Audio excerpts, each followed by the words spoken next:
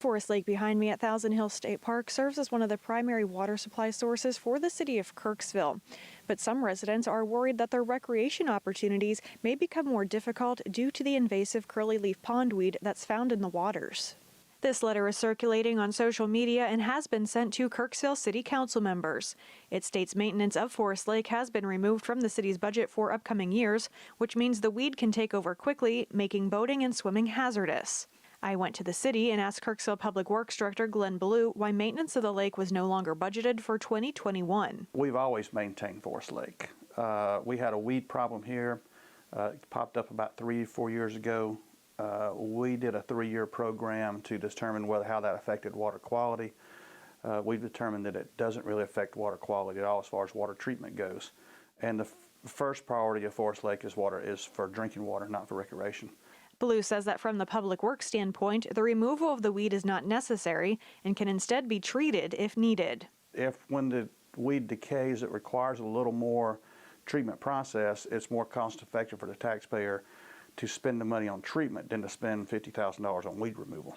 So it's because the cost is minimal to treat that water. Last year, a small dredging project took place to see how cost effective that method would be for cleaning up the lake. There's a lot of moving parts to that. Obviously, the dirt, the silt has to go somewhere.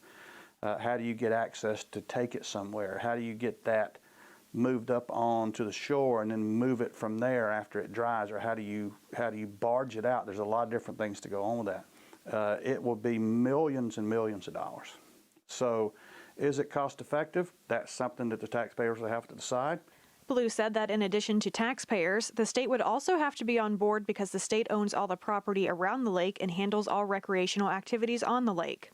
He said he hopes the state is willing to get involved with the city should another dredging project take place in the future. That's going to be a long-term program.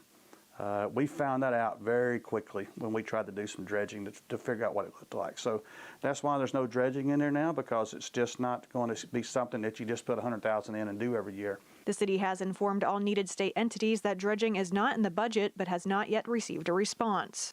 But Ballou adds the 2021 budget for the city of Kirksville has not yet been finalized. In reality, the city is removing weeds that doesn't really affect us that much. It affects recreation more. But with that said, the city council is still looking at it.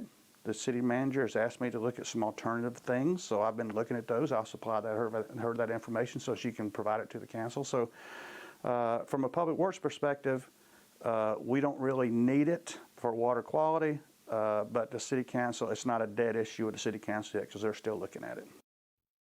KTVO has reached out to the Missouri State Park System to see if funding could be used to help remove weeds for recreational opportunities. As of now, we have not heard back from the state.